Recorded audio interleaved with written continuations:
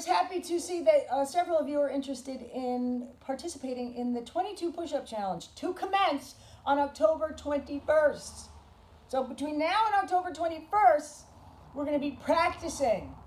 We're going to be talking about the proper mechanics, right? The proper technique for performing push-ups. And we're going to give you plenty of options.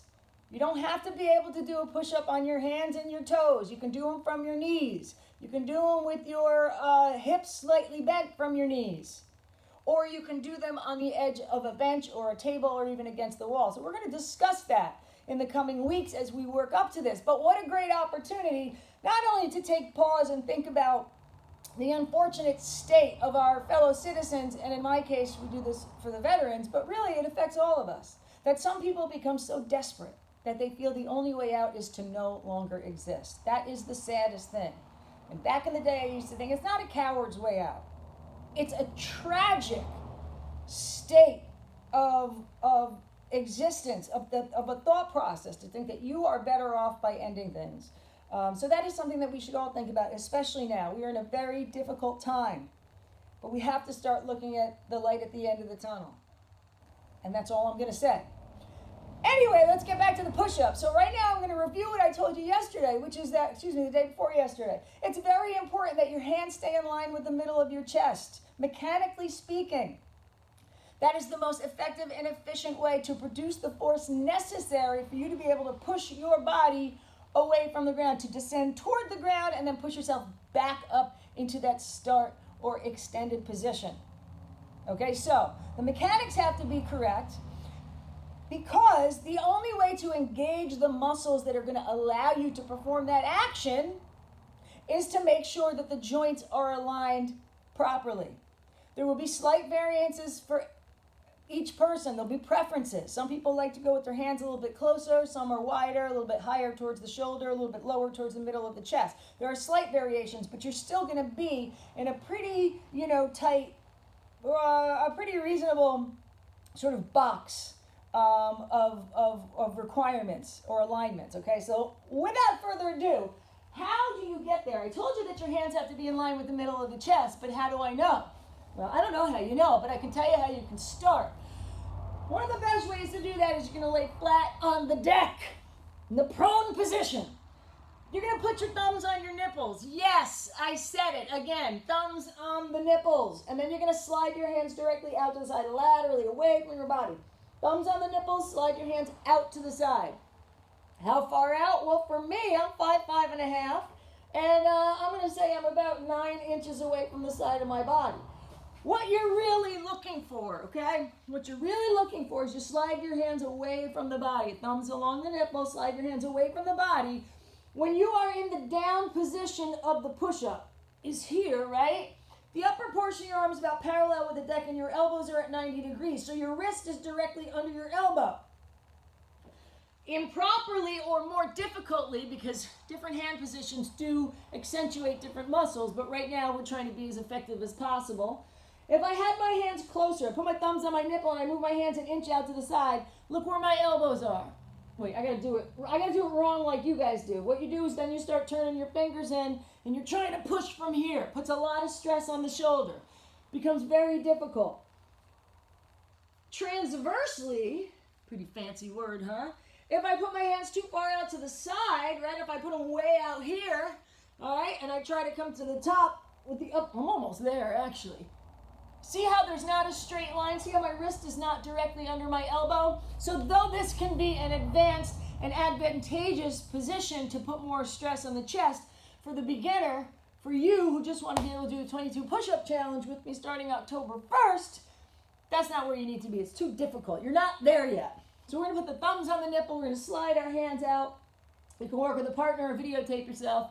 And in the bottom position, remember this is the bottom position, upper portion of the arm is parallel with the deck, and my elbow is about 90 degrees, or in this case, my wrist is directly under my elbow. So from the side, you see how my elbows are pointing back towards my heels, thumbs along the nipple line, out to the side, push up to the top, right?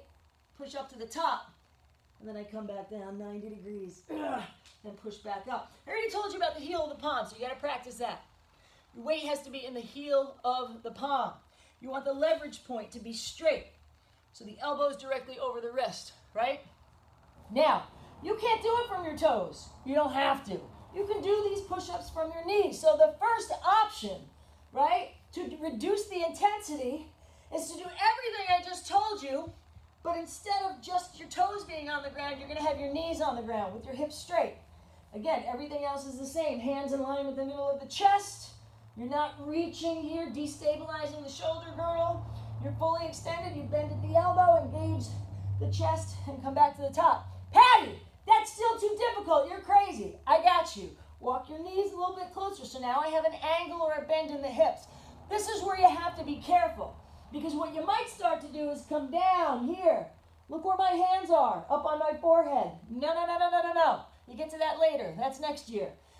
You need to, in this case, be coming down and slightly forward so your hands can stay in line with the middle of your chest. Got it? So down and slightly forward. See that? Okay, not this, down and back. It's down and forward. Now, you say, Patty, that's still too difficult.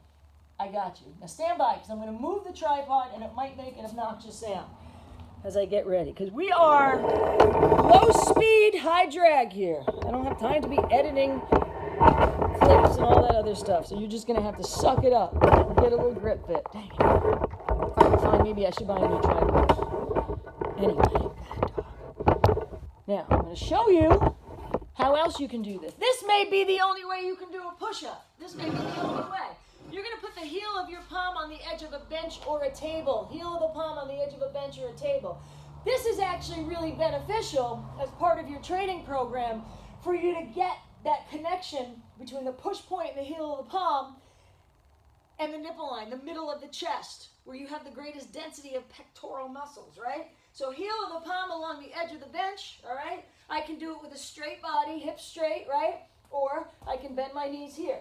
But again, I'm bringing the middle of the chest to the edge of the bench. Heel of the palm, middle of the chest, and push. Remember, I'm not reaching in with my head. Arms are fully extended, bend the elbows, and engage the pecs.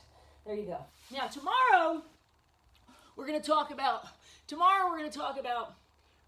how much work you should be doing, right? And how to work on the eccentric phase of the muscle contraction, also known as the negative. So all of these things that we talk about apply to other exercises and other body parts, which I'm going to hope you're going to start focusing on as well. We'll keep the focus on the push-up. But a really good way to get engaged. It gives you a reason.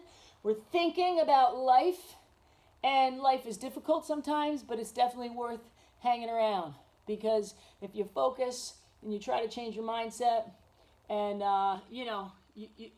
things get better, okay? I promise you that. I've been to the bottom, and then sometimes at the top, but it's definitely worth going the whole way. All right, you guys, have a good day. Any questions, let me know. Otherwise, I'll be back this weekend to give you more tips. All right, do your push-ups. Hoorah!